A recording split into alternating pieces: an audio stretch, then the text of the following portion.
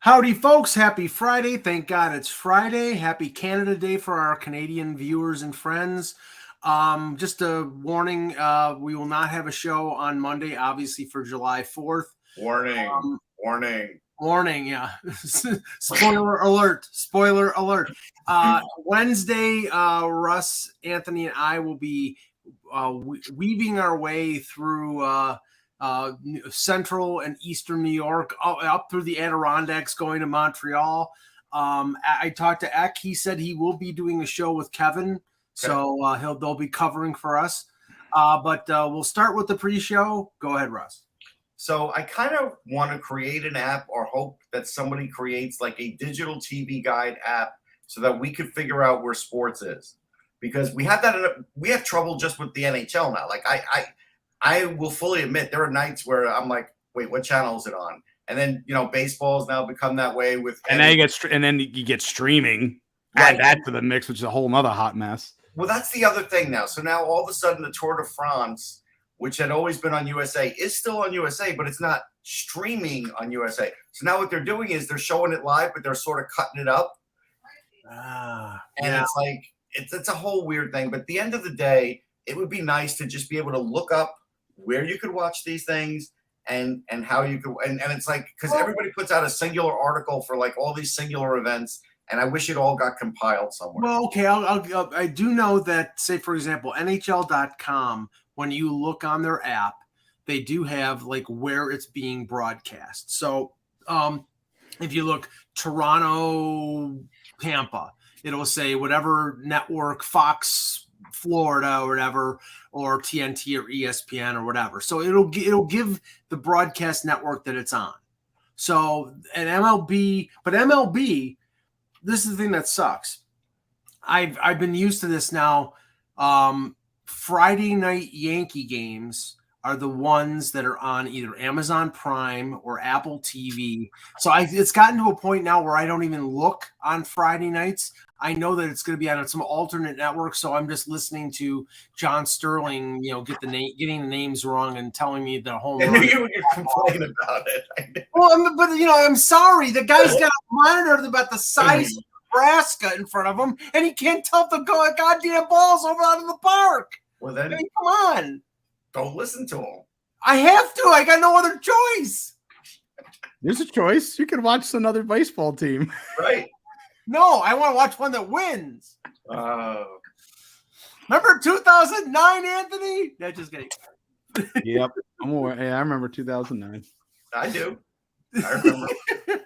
The roided up. I actually watched with Aroyd being at World Series MVP. I'll leave it at that. Oddly enough, in 2009, I watched one of the Phillies home games at Yankee Stadium.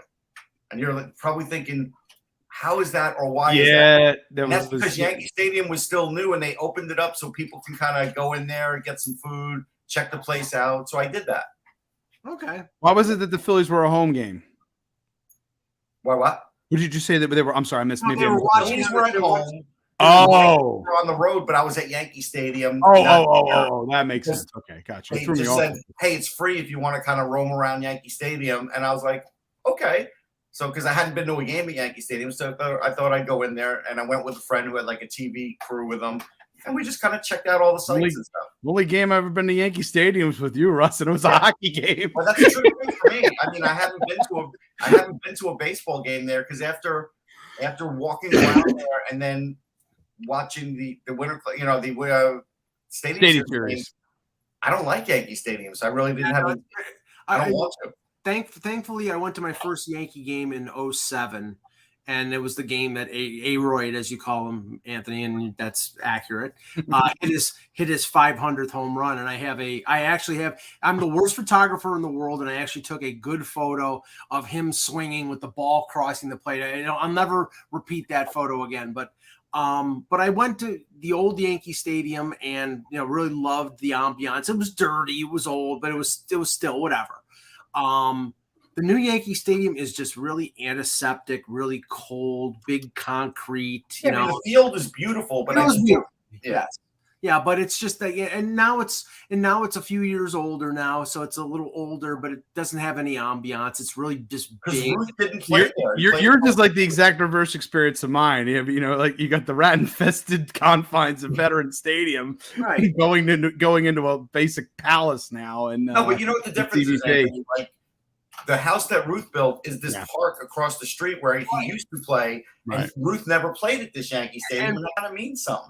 And Russ, I actually got more meaning out of walking around that, and there's, you know, they have a spot where they said this is where home plate was. Right. So I stood on the left side of home plate. I'm like, this is where Mantle, this is where Ruth batted, and then went to the other side, and this is where DiMaggio. So it's like that. At this point, that would be like when you go to Gettysburg and you say, "Wow, they actually were on this." It's the same kind of thing. It's it's different history. Don't get on me for that, but it's still history. Or if you go to some government built tenement in Coogan's Bluff, where the Polo Grounds used to be. It's some apartment complex, and there's like this is where home plate of the Polo. Yeah, my parents brought me to Ebbets Field Apartments, and I saw the home plate there for Ebbets Field, and my mom was like, I used to go there all the time. And as a kid, we went there and saw that. So yeah, I get it. And yeah, I was at the old Yankee Stadium like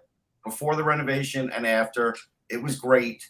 The only thing that was terrible about the old Yankee Stadium, and I wrote about this, was that the first thing was it was near impossible to get into the monuments. And that became like a shell game in the last couple of seasons too, because I remember being at the game. We tried to get in there, couldn't. They were like, no, you can't get into monuments. And then 10 minutes later on the scoreboard, they're like, go visit monuments, sure. And I'm like, oh, okay, yeah, like that's real. I was just down there, and the guy turned us away. And then Yankee Stadium was the first stadium that stopped giving you pencils with the scorecards. And this is ultimately what stopped me scoring games, because I used to score every game I went to, even, as an older person, even in my 30s. And I just couldn't believe that I couldn't. And I wrote an article about this, got pencil, because I couldn't believe I was at a ballpark where I couldn't get a pencil. And then they said, well, you can go to the gift shop and get a pen. And that's when I was like, oh, I get it, Yankees. Yeah. Yeah. Well, I made sure because I wanted to keep score for the first game at Yankee Stadium. Or you could have brought your own goddamn pencil with you. Who does that? They provided. I did. I made sure I brought my own. But you knew after the fact. This was still when the place was. This is like what's in where you can't bring food into the stadium anymore. It's like you can't bring. But this is a pencil. When you buy a program for $3, which it isn't worth that, if you want to pay the big bucks for the big free agents like the Yankees do, you got a nickel and dime the plebs. I will have you know that at Citi Field you can still get a scorecard that comes with a free pencil, and Citi Field doesn't charge you $10 an ounce for sunscreen that they were taking from people at the check-in. They stopped doing that, the Yankees, but they did that one year too. That was a bad. Remember that, Mike? Yeah, no.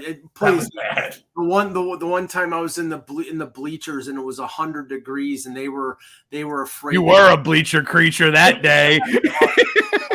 And they were afraid that the people out there were going to melt, and they were like they were handing out water because they were afraid people were going to pass out. But of course, they were handing out those little bottles that they give you at the casinos, the 4-ounce bottles, not like an actual Aquafina 10 at 12. That would cost money. I will answer the chat room. So they renovated the Yankee Stadium in '75. The Yankees played at Shea, and there's a great card set. It's called SSPC. I have it. It went out of business, but what's good about this card set is it's a league card set, but every team had to go through Shea Stadium. So they basically shot every single card background. The backdrop is Shea Stadium.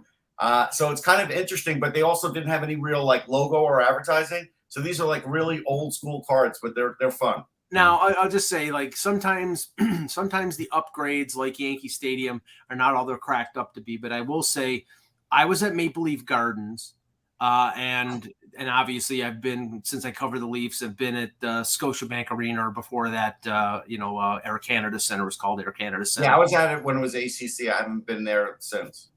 So I will tell you, and Rich Stadium, Ralph Wilson Stadium, when it opened in the early 70s, the one thing that I am so glad that they've upgraded, there is no peeing into a trough if you're in the men's bathroom. Maple Leaf Gardens. Oh, You didn't want to hear about it. Maple Leaf Gardens. It was basically like, and at the football stadium, it was basically like everybody's standing around a big trough, and you were peeing into it. And it's like, it was just absolutely like, I mean, I'm like, I waited to go into the two stalls that were available, because I really didn't want to like watch everybody else go into the bathroom. I did the trough thing when I was in college. The Astrodome actually had a trough. Right.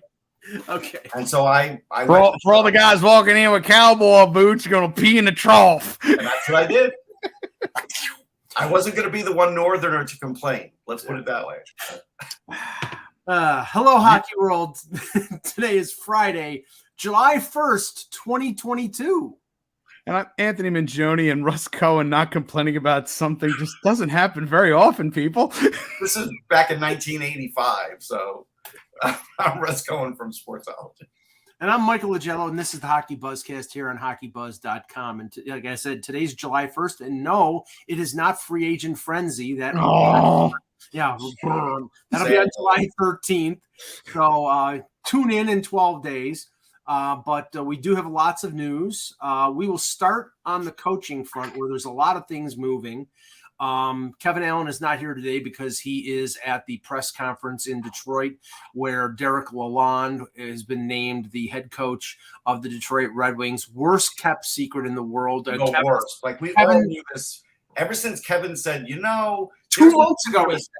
Yeah, and I was like, it's a done deal. Like I knew that it was a done deal. I mean, this is just part for the course. I mean, I honestly, Yzerman built the Lightning. Yep. So he's absolutely, if he's trying to build the Red Wings, he's going to bring in people and players that he feels are going to basically be able to replicate in some form, or at least some things don't happen exactly the same, but will structure in some form what he built in Tampa. Yeah. And we'll talk about players in a few minutes, but but in regards, I mean, okay, Lalonde, assistant coach to John Cooper. I don't know how many. You have to raise your hand if you saw a Gru meme after he was hired. I mean, I did. God.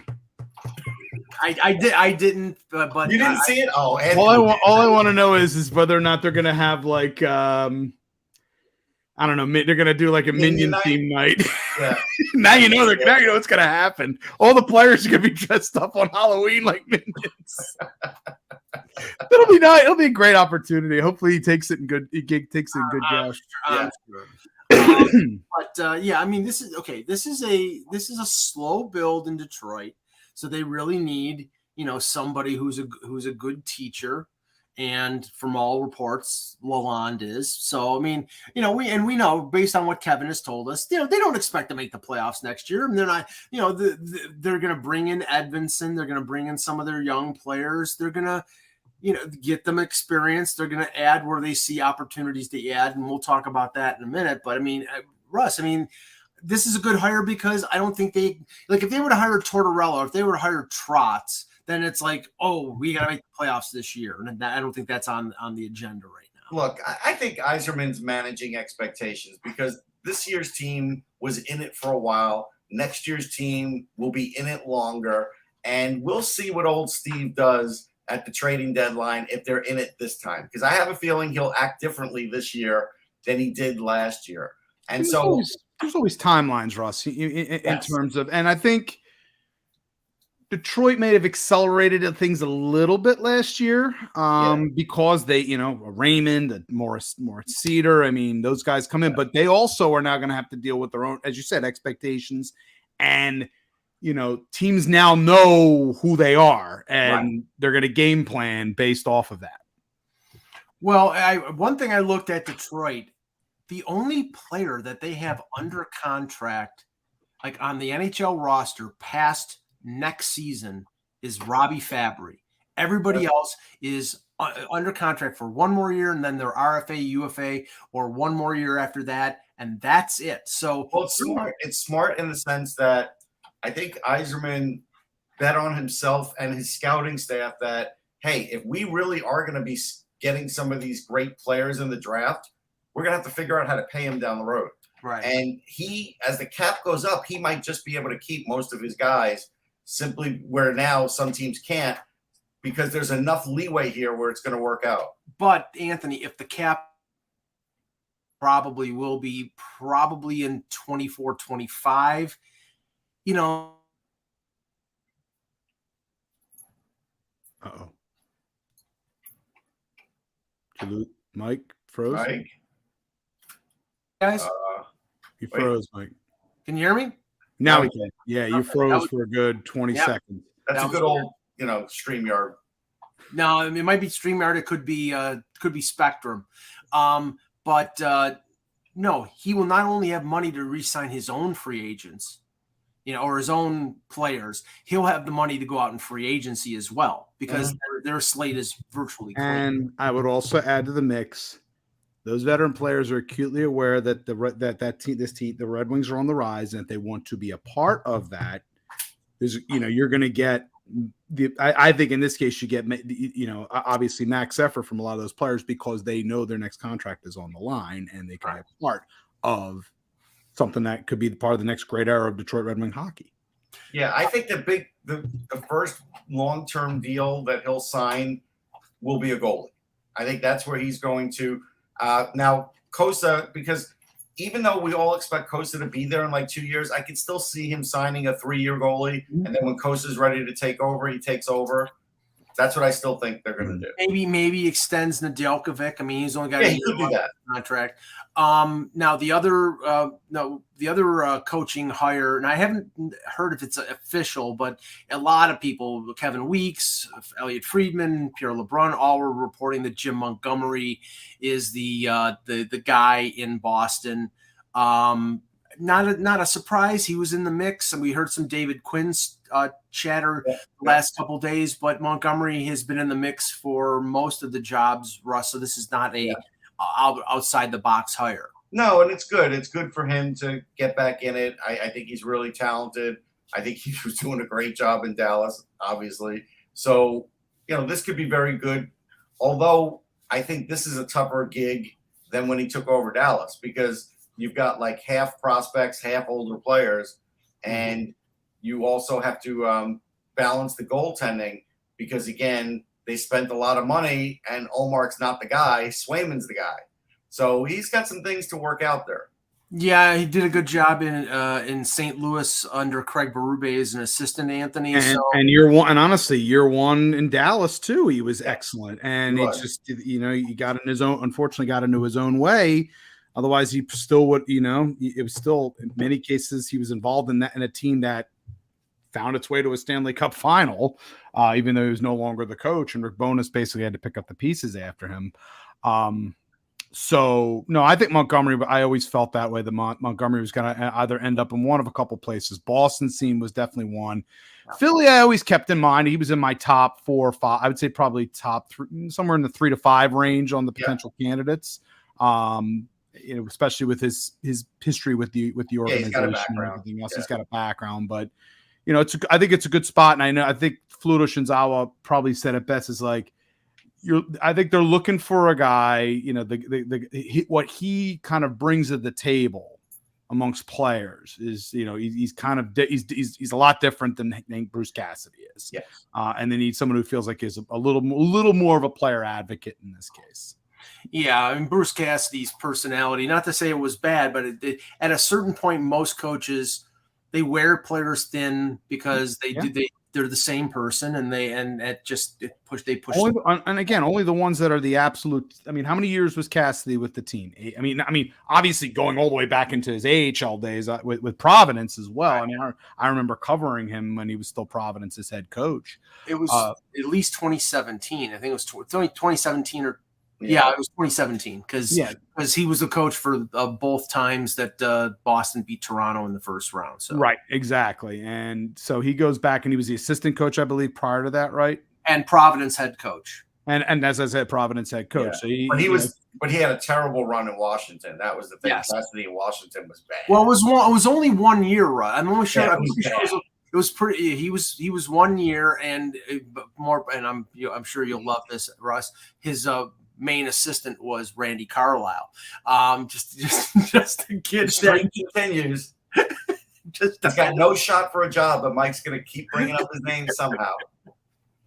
Just had to get it in there, but no, yeah, he was a failure in Washington, and he spent a long apprenticeship in the AHL, and then he got the Bruins job, and a lot of people were surprised that Bruce Cassidy got back in the NHL, and now he's turned that into, he got to a Stanley Cup final, and now he's coach of Vegas. I also think last year he got a lot of respect because yes.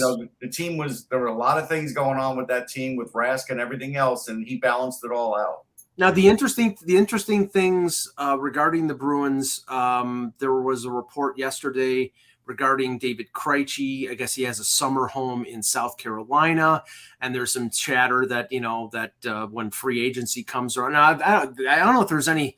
He could sign right now if he was going to go with the Bruins because he was a UFA and was a free agent already. But there is some chatter that he might be coming back. We've heard the Bergeron talk. And when you mentioned the whole goaltending situation with Ullmark, Montgomery was in St. Louis. He knows Ville Husso. Maybe they trade Linus Ullmark and maybe they go after Ville Husso. I mean, that's a possibility. So, you have to factor in a number of things when it comes to Montgomery. But again, that's if Husso wants to be a 1B or a backup. He may not want to be now, right? Swayman probably is the number one. And so the other thing on the coaching, now Winnipeg has not announced anything yet. We did see a report last night from, I believe it was Kevin Weeks, that was mentioning Rick Tocchet, but there was nothing in terms of. Dreger now is mentioning Bonus is Bonus was it was just mentioned. It was, I believe, was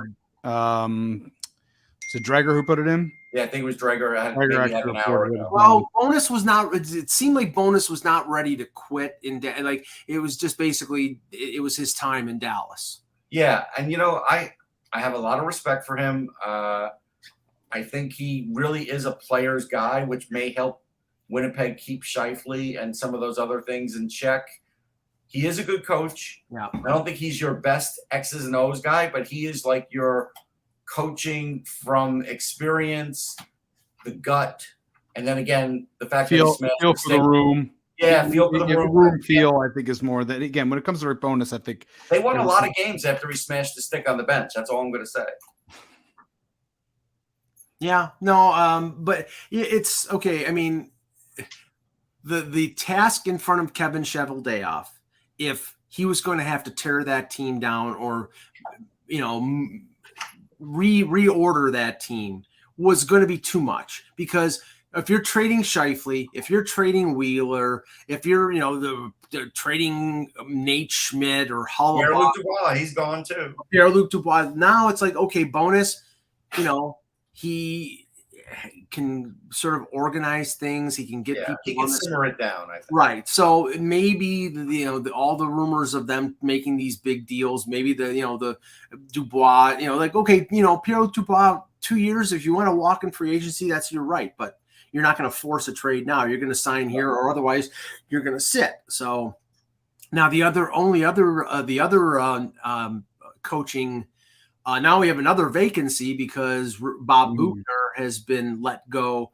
Now, I don't know if they said he was fired or if they said they just didn't renew his contract. They've released everybody, the whole coaching staff. Okay, so this was an odd move. I'll have to Jim, basically, the interim GM, Joe Will basically said that whoever the new general manager is, should get the opportunity to be able to select their head coach. Let's think about this, which makes things very interesting because there has been whispers. I know they saw Scott Mellenby's name floated out there as a potential GM replacement. Yeah, Ray Whitney and Mike Greer, who are former Sharks, are also been mentioned. I have to believe they're close to hiring this GM, and that's why they did this. That's why I think that's exactly the reason why. Will knows he's about to, he knows he's finishing up there. This is an odd situation. We've never really seen anything like this. Sucks for Bugner. Because most of the coaching jobs are almost gobbled up at this point. So he's in a spot now where, that being said, he could potentially find himself in a pretty decent assistant coaching situation. Again, for example, Philadelphia still has, even though, they've announced Darrell Williams is back and Kim Dillabaugh is back as goalie coach. Well, I still, I wonder whether or not Bugner would end up being a candidate for Philadelphia as an assistant coach. Anthony, I did hear some chatter about Andrew Brunette in connection with Philadelphia. Yeah, that too. So this is what Tortorella has basically stated. He wants an offensive guy, power play, but also working with the offensive players, Right. not just exclusively in this circumstance, and a defensive coach. And Bugner was a defenseman. Right. So I'm curious as to how that's all going to play out. Brunette would be, I think, a coup for Philadelphia if they could. Oh, he'd be great if they could get him. Yeah. If they can get him, it would be a huge move for Philadelphia if they can get him there.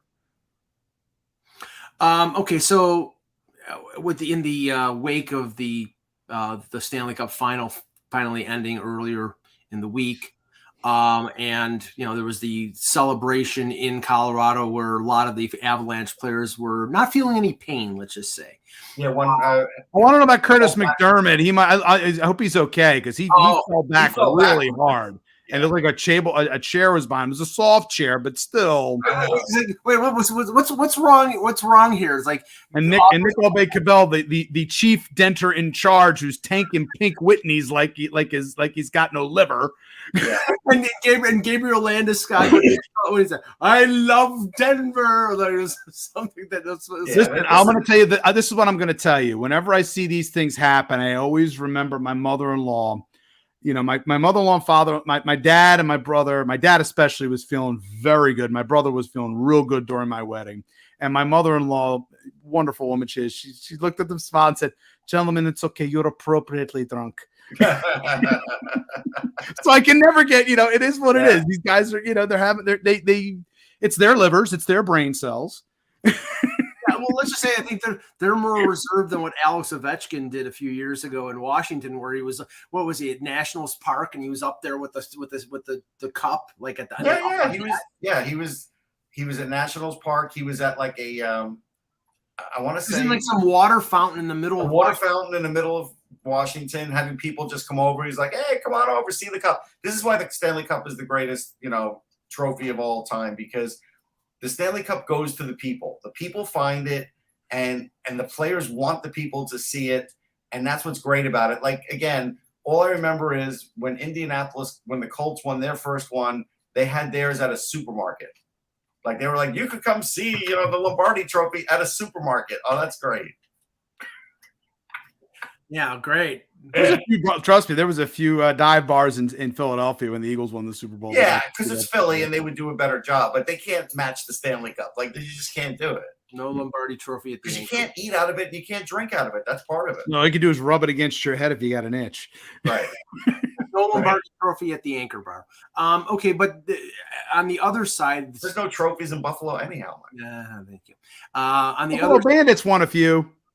Yes, if you count them. Mike doesn't count them. I do count them if you count the fact that they all have to have a carton of cigarettes underneath their dirty T-shirt when you're talking about the fans that go to those games. But no, the other say that to John Tavares in an interview. Just don't do it. It's not. I'm not talking about the team. I'm talking about the fans. Okay. The noise to the law. On the other side of the spectrum, on the team that lost in the Stanley Cup final, lots of news coming out of Tampa Bay. First, the signing, and I'm a little surprised that I'm not surprised that they wanted to bring Nick Paul back, because Nick Paul, after being acquired for I think it was Matthew Joseph and a second round pick, played really well for Tampa Bay in the playoffs. Obviously, scored 2 goals in Game 7 against Toronto. Played well throughout the rest of the playoffs. Big center, can play the wing. There was rumors of them being interested in bringing him back, but Anthony, they bring him back on a 7-year deal at $3.1 million. It's like the Max Talbot special. When Philadelphia signed him like a 5-year deal at 1 point something million. Colton Sissons. That's like Colton Sissons, exactly. I listen. Cap management, they obviously like what they got out of Nick Paul, and rightfully so, I think. But it is quite a commitment for a guy who's, I guess, when you're thinking back on that line, that third line that helped them with the win cups, and they looked at Nick Paul and said he matches a lot of the elements that those guys brought. But he does slow them down a little too. He does. He Not does. They are a little bit, but again, Tampa's, I think, got enough guys, I think, there and guys in system too, where they can balance that out, and he can be used more as almost like a battering ram of sorts for that line. But I'm going to jump the gun here. I'm going to say that pending what they do, and I'm going to look closely what they do, I don't know if they can recover from losing Ryan McDonagh, to be honest. And that's the other thing here, Anthony. Is chatter that came out yesterday. I think Elliot Friedman was the one who reported it first, that they were looking to move McDonagh, and they were working with McDonagh, who I believe has a no move clause. Yeah. In terms of now, he's got 4 years left at almost $7 million. And he's 33 years old. Obviously, a lot of wear and tear. He's still a great player, but a lot of wear and tear there. And as soon as I heard this, I'm like, okay. But there's also, I'm going to say this as well. And I know I have a ton of respect for Ryan McDonagh. I really do. Great Ranger career. And he's done a tremendous job. He's been in the playoffs every year for these 12 years. Exactly. And I think he's going to, but you also have to be very careful, I think, at a certain point that you do when you've already won 2 cups and you were within 2 wins of winning another one. But you have to be careful you have to start making certain hard decisions at a certain point. Right. Yeah. And this is the first real, I think, hard decision where Tampa now has to begin losing some players from a championship roster. And I'm sure it's very much a knuckle biting moment for them, but they knew there was always this possibility that they would have to start shedding guys and some of these players that would be, key elements, but they've made their commitments to the players that they have that they see as their core. Right. But I would say, again, you sometimes also have to be careful not to hold on to guys for too long. Well, this is where, like, when we talked about this on Wednesday, Anthony Cirelli is an RFA next summer. Mm-hmm. Ross Colton is an RFA next summer. Sergachev and Cernak are RFAs next summer. Yeah. Now, that doesn't mean that, you're going to have, you're probably going to, they're under your control. They can be offer sheeted, but they're under your control, but you need to make room for them. And then, like, McDonagh is making $6.75 million for 4 more years. Yeah. Now, here's the thing though. And Anthony's starting to hear it and I see it. And I know a lot of fans are like, well, McDonagh could go to the Flyers because of his time with Torts. That would be a bad idea for the Flyers simply because I think by year 2, you would already start to see the slowdown in Ryan McDonagh, and that's the last thing the Flyers need. Because McDonagh, even this year, got really banged up in the playoffs to the point where I kept saying to Mike, he's not looking the same. I think with the financial outlay that they still have with Ryan Ellis, I don't see it. Yeah. They have the Flyers as much as Chuck Fletcher spoke of. Hey, we're not in that much trouble we're compared to, and it always says compared to other teams, but they're still uncomfortably tight. They are barring buyouts to say, James Van Riemsdyk and players like that, and maybe he's taking that into account. But you have to be careful in this circumstance, but it is a direction. Like if they report Ellis making progress, And that's I'm sorry when I'm saying this that I believe he's going to be ready to go. No, I don't believe he'll be ready either. I don't think he's going to be even. We'll see what happens, but no, I doubt it. The only way that McDonagh makes any sense is if you know dead certain 100% that Ryan Ellis is not going to come back and he's on LTIR. Then it makes sense in that circumstance because then I could see him I could see McDonagh and Provorov at least for a few years. Yeah. Being a pretty solid pairing in this circumstance that probably allows Provorov to play a little more up offensively. Yeah, there's no question for this year it would help a ton. Right, but you'd have to probably again, you'd have to have real clarity over the situation. If the Flyers go out and get McDonagh, then that tells me, that this is the situation with Ellis is a much longer. You know what's interesting though, Anthony? I had to say this on one of the other shows I do the other day because it really has not been termed at this point. Considering he only played 4 games last year and has been rehabbing ever since. This is a serious. He's been rehabbing ever since. He was trying to figure out what the heck was. Whatever. Now he's starting to rehab. But this is a serious injury at this point. It is. and it should be termed as a we serious acknowledge that. Everybody, for you to be out this period of time, yes. It's sort of out there like in the ether, like, hey, he's gonna be back. No, we're expecting him, but it's serious. This is serious. It's serious. And again, if you're listening and really reading the comments, there's more of a hope than there is certainty. Right. And that's what people have to realize. And that's what I'm trying to, when I have conversations with people and I tell them, if he does, consider it found gold. Right. But I would not count on it. Right. Yeah. The other option, and I put this in our. One more thing, Mike. Sorry. But when McDonough asked to be traded from the Rangers is because his wife didn't like New York and wanted to be more in a small towny kind of setting. Philly could be that, but it might not be enough of that, and that's the problem. It depends on the situation. I wouldn't, because Philly, there's still a magnification in Philadelphia versus Tampa. Yes, and let's say it's Detroit, you're going to get magnification again because and that's whether or not they want to kind of. That's where I put it out in our group text about McDonough, because Kevin has said a bunch of times that the Red Wings under Yzerman are looking for a veteran defenseman who could sort of be that caretaker, that type of guy who could help Edvinsson and help Seider, and nobody better to learn from than McDonough.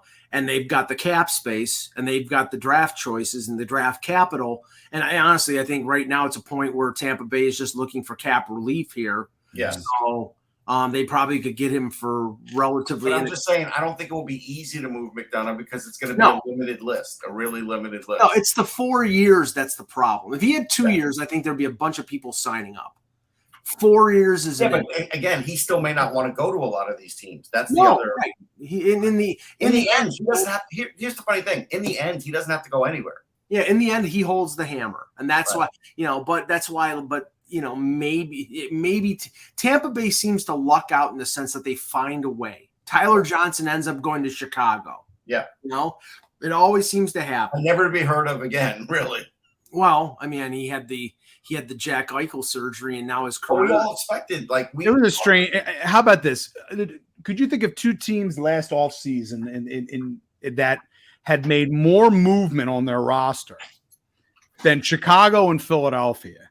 Yep. And both of them went up in absolute flames. Yeah. Season.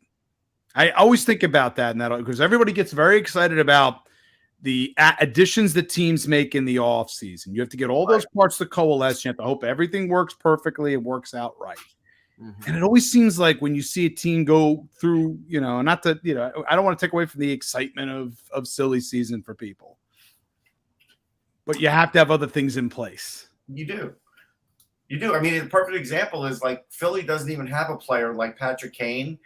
And it doesn't matter because there's just not enough there in Chicago for it to matter. And they have an Alex DeBrincat who's an outstanding scorer, and still they were a train wreck. Yeah, right. And they're going to trade that guy now. At least that's what they say. Yeah, that's what they say. I mean, it could be all sort of a shell game. All right, let's finish off the last now. Just to say this, the window for buyouts begins at 2 p.m. today. There's been a number of names that have been floating out there. Did you get an email yet, Mike, from Eck? An email for what? For a buyout? No. You're not worried about it? You've been on this show for a long time. I think you should worry about it. I'm signed to a long-term extension. Nothing's ever ironclad. And I have plenty of signing bonus. So remember, Michael, you are at the end of the day, you are indispensable. You made yourself indispensable. And I have plenty of signing bonus. So even if he tries to buy me out, I'm getting paid. No, but the buyout window begins at 2 p.m. We've heard a bunch of names out there. One name that's prominent has been Zach Cassian. I think that makes a lot of sense for Edmonton because they have a lot of needs in free agency and on the market. And he's just, in my mind, close to being a worthless player. He's just, he's not, he takes stupid penalties. He doesn't score a lot. He has bad impulse control. Other than that, he's great. If he scored a little more, there would be still a big market. Right. He's a big player, and teams are. No, don't get me wrong. Like somebody will go out there and sign him for $1 million if he's out there in free agency. But honestly, Mike, before you do the buyouts, I just want to answer in the chat room. I'm not going to say what's going on with Fedotov. There's a lot of stuff going on. I wasn't even going to touch it. And I don't believe a lot of it because I have information, and it's like what you hear publicly and what actually is true too will probably be a lot different too. So I'm not even talking. I think honestly, Russ, what we have to do, we have to be careful of what we say about situations going on. Yeah. And my view is on the situation. This is what I'll say, and I'll address it. Is that we see what's going on with Brittany Griner, the WNBA star, and I think anything is possible in this circumstance, especially when it comes to Russian players in this circumstance who are going to be, there's a lot of things going on over there, and that I do think it's going to have some level of impact. And I'm not going to turn around and say I feel like that this is a quick thing, a quick fix situation. Money sometimes works, but then on other circumstances, sometimes countries like to make points. Sure, that's all I'm going to say in that circumstance. Yeah, Randy, I'll try to make myself clearer next time I talk about something. No, I was just going to say, because we touched on this yesterday in terms of buyouts. We don't know, what's gonna happen on most of the. Like I looked at the lists, and checked them twice yesterday. A guy like Nick Foligno, who had a really bad year in Boston, 1 year left at $3.8 million. See, that's the thing. The 1 year guys are the guys who will probably get bought out because they, the cap ramifications are not long. And if you can open up significant cap space, that makes a lot of sense. In Philadelphia, Anthony, even though there's signing bonus involved, I believe they save about $3 million if they buy out JVR. I think it goes down from 7 to like 4.6. Mm-hmm. So, every dollar counts with Philadelphia. So why, if you don't want to bring a guy back who scored 24 meaningless goals, then open up the space. When you have, again, 24 goals, and it is basically ostensibly meaningless because what do you get from the player on the other end? I mean, you could say he's the leader in the room, but leader of a team that hasn't made the playoffs in the last 2 years, and this year they missed it with a bullet. Yeah. Listen, Mike Babcock had it right. Babcock said you'll play all the power play time and you're going to get limited 5-on-5, and he was right about that. Yeah, he played third line with Tyler Bozak, and then he was number 1 power play, and he scored 36 goals that year. So yeah, he's a power play weapon, but at his own end of the ice. Listen, last year, not last year, but the season before was probably one of his better defensive years that I've seen him play. Right. And then that last year was just like the rest of the team; they went off a cliff. Yeah. But if he's your $7 million a year player, you're going to be seen as a major part of that. Yeah, here you go. Mike will be bought out and replaced by Russ's cat Anna for 2 cans of tuna a day. That is wow, what a budgetary move that would be. Starkist. It's got to be Starkist. Yeah. Okay. Let's talk about the draft. The last 20 minutes of the show. I wanted to focus on the U.S. Development players. Now, Logan Cooley. It's pretty regarded that he's going to go, if not third to Arizona, then we'll say top. I think we should probably say top 5, just lock, stock, top 5 for sure. Yeah. Yes. Top 5. Most likely 3, but if Arizona for some reason doesn't like him, then maybe he slips to Seattle. Or they just fall in love with one of the defense. Right. I don't think they wouldn't like him. I think it's what Anthony's saying. It's just that. Yeah. Now, Cutter Gauthier sounds like he's going to be a top 10 pick. He will be. Possible top 5. It could potentially. Possible. It's a possibility. I don't know if I would do it, but I wouldn't. I wouldn't. No, I mean, you and I are in agreement there, Russ. I like Cutter, but not top 5. And I don't want it to sound negative. I love Cutter Gauthier, but I'm only taking him 5 if I'm certain he's a center, and I'm not certain he's a center. So right, and see, that's the thing. That's the great debate here, because when we were at the combine, Russ, he was making, I'm going to be playing center when I go to, I think it was Boston College. Well, he told me 2 months ago in season that he was playing center, and it just was once in a while, and I knew it. I had seen some video of it, and I, just recently I looked on Instat, and they had him at 46% for faceoffs, and that gets harder as you move up. And I keep using Connor McDavid as an example because he's not a good faceoff guy, but Connor McDavid does everything else. So it doesn't matter. Nobody cares. Exactly. Now Frank Nazar, I've seen him sort of speculated regarding, maybe sneaking into the top 10. Buffalo at 9 has been connected to Nazar. Well, they have all the former U.S. right. coaches there. I think that's the reason why, Russ. But yeah. What are your thoughts on Nazar and where you think he sort of slots in? Well, the first one is you can go to sportsology.com and see my final list and see where I have them. But Frank Nazar has really tricky ability on the ice. Great offensive zone entries, tremendous, really good speed, tremendous vision.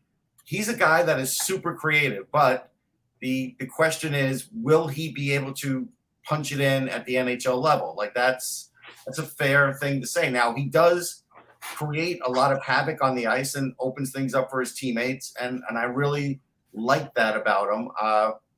He's a level-headed kid. I think he'll be a top 10 pick. So would Buffalo take him at 9? Maybe. I mean, the thing is, if I'm choosing, though, if they're at 9, and let's just say Lekaramaki or Kemmel are there, then I can't choose Nazar. I have to take one of those guys. Because the ceiling's just a little more certain with those two, or at least the ceiling's higher with Lekaramaki as far as his goal scoring, and Kemmel is just very steady. And so Nazar, like I said, he's a super spark plug. He does have goal scoring ability, but I don't know if a lot of the things he could score on now will be scored on later. Do you know Kemmel's reminding me of a little bit, and I'll say this, I'm kind of maybe reaching a little bit, but some elements of his game remind me a little bit of Michael Remberg. Yeah, I mean, a little bit, maybe not. Yeah, just the elements of that game where I feel like because of his overall game, he could really, I think, at the pro level with like a really good center. And here's one more thing about Nazar, Mike, and this is why I always like to have my game notes. One thing that I noted along the way is he wasn't as freewheeling against the NCAA teams, and that's because they're older and stronger and play a better brand of defense. Right. So that's what also makes me wonder, can he still find that open ice the way he does, the loose pucks in the offensive zone as he moves up the ladder? Now, talk about a guy who sort of hit a grand slam home run in terms of personality at the combine, and that was Rutger McGroarty. He really impressed me. Very confident kid. Everything I've read about him from the Black Book, from you, Russ, from other people, is big shot, scorer. Speed is the big question mark. There's been, can he play center? Can he play? I would think he more projects as a winger because he's I think he's more of a winger. But it sounds like a player that isn't going to take long to get to the point where he'd be ready to be in the NHL. A couple years at the most. Yeah, I mean, look, the physical strength is there. He can make tape-to-tape passes. He's got a hell of a wrist shot. He goes top shelf quickly, like it's a fast shot. He blocks pucks. He wins puck battles. Those are the things you like. The speed is what you look at and say, okay, since I have to work on his skating, and you do have to work on it for most, but since you really have to work on his skating, where do you want to take him? And the thing about McGroarty is, if he were faster, I think he'd be, right in that top 15 easily. Now, he does have size on his side, so he still could be in the top 15. But me personally, I might keep him just a little outside of that because of the speed factor, because I now know that could be the difference of being a second or a third liner in this league. Next guy on the list is Jimmy Snuggerud, and I obviously now again he's somebody who might be on the Sabres' radar. The Sabres have 3 first-round picks, 9, 16, and 28, and I've heard some speculation around here that They might try to move up in the first round by pairing together a couple of those picks. But if they stay at 16, Snuggerud probably would be there, Russ, and he's another U.S. product with a big shot. Yeah, skating's good, shot's good, from a hockey family. I've had only really, good viewings of him. He's been moving up really the whole year. I think he's still behind guys like Gauthier. I still think he's ahead of McGroarty. So it's kind of like, interesting where he sort of might slot in there. There's a funny video out there. I think I may have it on my Instagram, but it's out there from the Combine talking about a story about his dad and Patrick Waugh and a skate blade. And that's a hilarious story. What happened with his dad, and he's got a scar that look at as a result. That's all I will say. His dad played for the Sabres and played against Dave Snuggerud. Yep. Yeah. But he's a kid who does also have an edge to him at times, and he's very calm under pressure. I like that. Isaac Howard, seems that a lot of the question marks regarding him are 5'10", 183 pounds. Yeah, the interesting thing is I just wrote an article on Howard and just handed it into EP Rinkside. It'll be up in a couple of days. You're right about the height thing. The other thing that's kind of interesting is, so for whatever reason on my list, I had him as a right winger. I'm like, wait, but I know he's listed as a left winger. And I went and looked, and I saw him play right wing for the NTDP too early in the year. So that is the conundrum with him, is that, and even like an anonymous scout that I got a quote for the article just called him a winger. And I honestly think he's going to end up being a right winger, not a left winger, because the size isn't there. And I think the physicality isn't what you want maybe for the left wing, but for the right wing, it makes sense because the speed is there. It's not tremendous speed, but it's kind of like elusiveness. The elusiveness is there. He's a guy that can circle back and find the open spots. He's got a great shot. Like, in the guide for EP Rinkside, the draft guide, I had him as one of the best shots. And he goes to the shooting room, and all of his teammates were saying he's got one of the best shots. But he also is a really good playmaker, too. And he wanted to let us know that, Mike, at the Combine. Oh, yeah. True. He really is, because what happens with him is you have to respect him and respect his shot. And sometimes they'll back off of him, and then he'll find that perfect pass to get a scoring opportunity going. But also, he was also gracious. I just handed in an article for Full Press, which will be up in the next day or two, on Lane Hudson. And watching a lot of video besides seeing those guys live, Lane Hudson set him up quite well this year a lot of times too. So, Howard had like 32 goals, something in that range.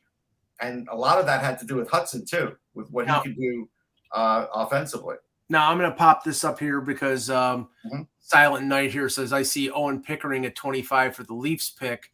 Now, I'll just tell you, Silent Knight, I talked to Pickering as part of the scrum, and not that this means anything because, these teams can talk to these players before the Combine or after the Combine, but Toronto didn't talk to Owen Pickering.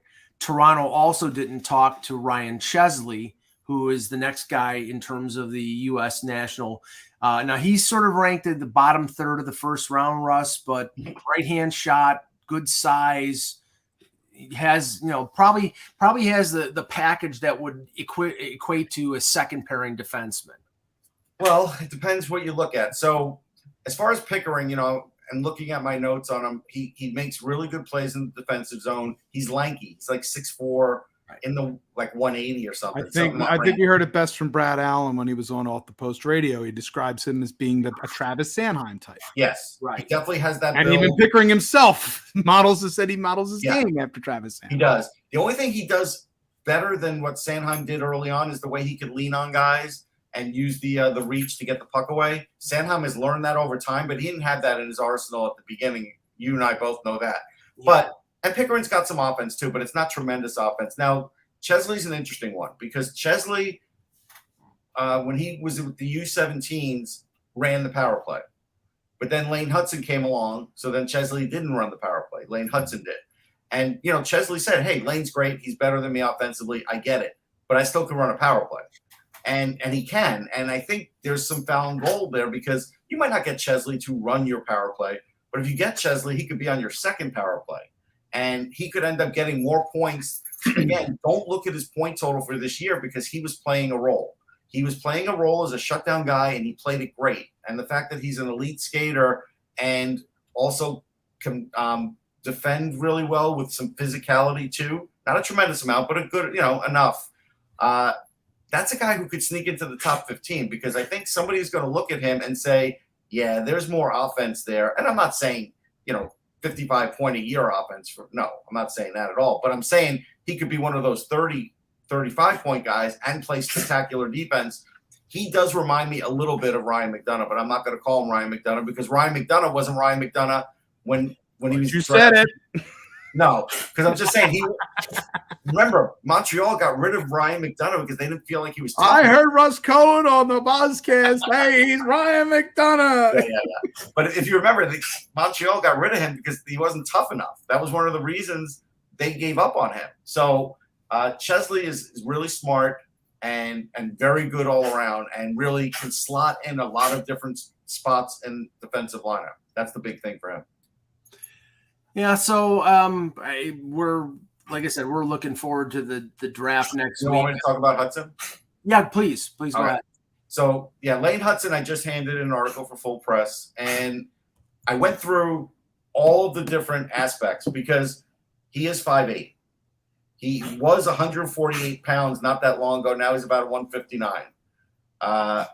He can get a little stronger, but Mike and I were right in front of him. He does have sort of rounded shoulders and kind of a slight frame. Remember, Mike? Yes. Yeah. So there's only so much you're going to be able to do that. He'll gain some man strength. His speed is okay. He is another guy that knows how to, get the acceleration going at the right time. So he's really good on zone entries. And once he has the puck on his zone entry, then there's some magic. I mean, he really can make great passes. He's another one that quick strike ability on the pass. A lot of times he's got a very fast wrist shot, which is pretty damn accurate, and he puts it on net. And with that team, a lot of guys were knocking it in. His one-timer needs some work, though. He's got the wind-up right and the speed right, but he misses a lot on his one-timer and really relies on his wrist shot, it seems, more often. He does take good angles on defense. He's not like a rock-solid defender, but he'll, as a smaller guy, he still will mix it up in the corner and try and get the puck.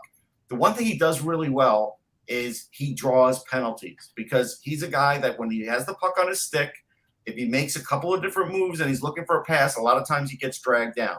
And so that is something where that's a benefit. Everything in the offensive zone is a benefit. Their hope is his dad was 5'11", and the team that gets him is kind of hoping he's going to be 5'11", but there's no guarantee of that. And so he's an interesting one because he probably should go towards the end of the first round based on what every team is looking for now, like someone who could sort of fill a Makar role, even though he's not Cale Makar, he's not close to Cale Makar, but he has a lot of offense. He does. And I can see with teams just looking for that, maybe someone takes him near the bottom of the first, but he also could go all the way into the second round too because of the height factor. Like that's, unfortunately, it will work against him a bit. And Howard, did his best to tell us he never felt it was a factor in games. And I don't think it was. But it's unfortunate when you do move up the ladder, it does become more of a factor. Like just, trying to hold off guys when they're forechecking, it does become a thing. So you do wonder. And he's extremely strong, but because he was, I think, the second highest for the pull-ups at the combine, but he's 160 pounds. Yeah. So, that strength only carries you so much. So he will be one of the fascinating stories next Thursday in terms of, will he be picked on the first day? Could he be that guy? I remember 2016 draft. I remember talking to a member of the media and saying, I know the first pick of the second round is going to be Brendan Lemieux, and it ended up being Brendan Lemieux. Because it was just, he was supposed to get taken at the end of the first round, didn't, and then everybody was talking after the first round, oh, Brendan Lemieux. There was just too much chatter. Well, know the reasons why. You see him on the ice, why he wasn't taken in the first round. Oh, yeah, no. But, and I'm talking, I'm just saying chatter. I'm just saying that chatter in between the first and second round, it happens in the NFL draft too. But it's like you hear that, and then the next day either somebody trades up to get that top pick or that top team hears the chatter and ends up, if they got the guy high on their board, that's the guy they're going to take because they're never going to get the guy again. Yeah, So, I'm doing a mock in the next day or so for Full Press, and I hear a lot of things. And so the one thing I do believe about this draft is there will be surprises. This year, teams are looking at things a lot differently that people like me and other people who write about the draft are, for sure. And again, what also comes into play here is how many viewings did you get of a player? You know, depending on where they play. You know, as an example, Julian Lutz only played 14 games. He played in Germany. Maybe you caught him internationally, but you probably didn't catch him live playing in Germany, so you probably watch him video. There's guys like that. There's a lot of guys like that because in the last year, like, you know, Shane Wright, everybody said, hey, he lost a year of development. Well, you didn't really notice it on the ice, but it's true, he did. So there's going to be a lot of stuff like that. Just to update, I was checking because the 2 p.m. Deadline, or the 2 p.m. Starting line for buyouts began, just to see if there was any that happened, and none so far, but it's only 4 minutes into it. As soon as we go off the air, Michael, it'll happen. Oh, yeah. But Wouldn't you have thought, Anthony, I would have thought, and I told this to Mike, and I don't think it's unfair, that JVR should be the first one out of the gate. Possibility. I know. But we can give breaking news to the fact that Jack Rathbone has signed a 2-year deal with the Vancouver Canucks. So I like Rathbone. I watched him in college. He's fast. He's not the biggest guy either, but he knows how to play the position. But here's another key thing. He's got a lot of chemistry with Demko. They are buddies. They've been buddies for a long time. So when you have a goalie and a defenseman that work well together, you're not going to have that screw up with transfer of the puck and all that. So that's an important thing too. Yeah. All right. We'll call it there. We'll be back on Tuesday with another edition of the Hockey Buzzcast. For Anthony Mangione, for Russ Cohen, I'm Michael Agello. Thanks for watching. And remember, without the buzz, it's just hockey.